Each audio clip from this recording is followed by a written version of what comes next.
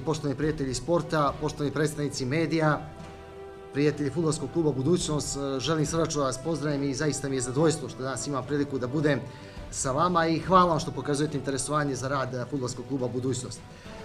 U istoriji ovog kluba dugoj 101 godinu bilo je i uspona i padova, bilo je i velikih pobjeda, bilo je teških poraza, bilo je momenata kada je publika podržavala i pozdravljala poteze naših momaka u plavom bijelom dresu, bilo je momenata kada je bilo i negodovanje naravno, ali kako god bilo i šta god se desilo i dešavalo, Budućnost je bila i ostala institucija, sportska institucija ovoga grada i ove države. Situaciju u kojoj se danas nalazi Fudbalski klub Budućnost ne možemo reći da je najteža u istoriji, ali možemo reći da je kompleksna i od toga se teško može pobići.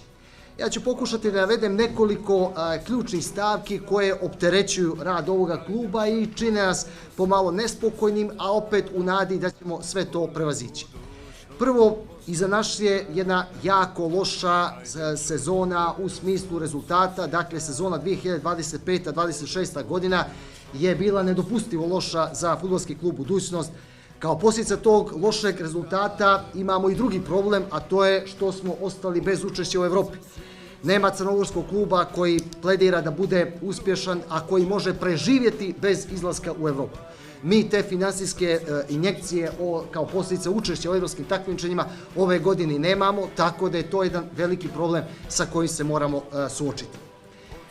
Loša sezona je, kažem, za nama. Međutim, loših sezona je bilo i prije. Nije to sada mnogo, da kažem, sporno i neobičajno u sportu, ali loše je to što se bojim i čini mi se da u prošloj sezoni nismo podigli tržišnu vrijednost nijednog igrača. Osim možda Vukanića koji je pokazao ponajviše u tom prošlogodišnjem sastavu i timu, mislim da je malo ko odskočio, a i zna da i Vukanić može puno bolje nego što je to bilo prošle godine. Finansijska situacija u klubu je loša i bila je jako loša na dan kada je novi upravni odbor stupio na funkciju. Dakle, mogu vam reći da je dug kluba krajem maja mjeseca bio 1.515.000 eura.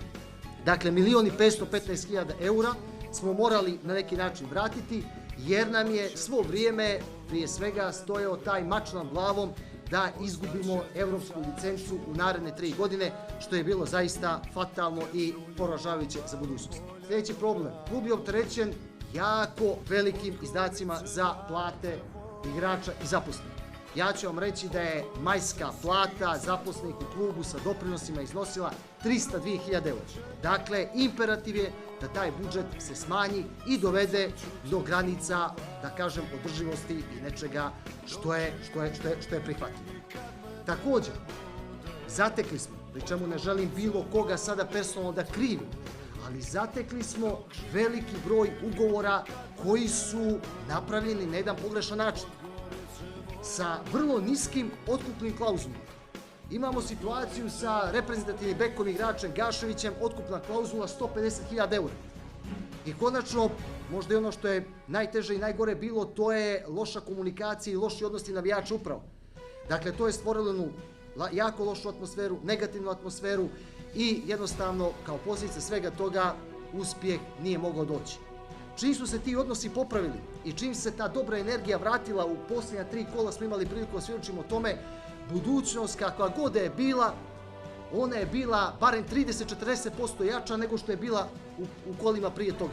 Tako da jednostavno ta sinergija igrača, tribina, uprave, ona mora postojati. Ako toga nemamo čemu nadati dobrom u nekom budućem periodu. Odlučili smo da okrenemo novi list.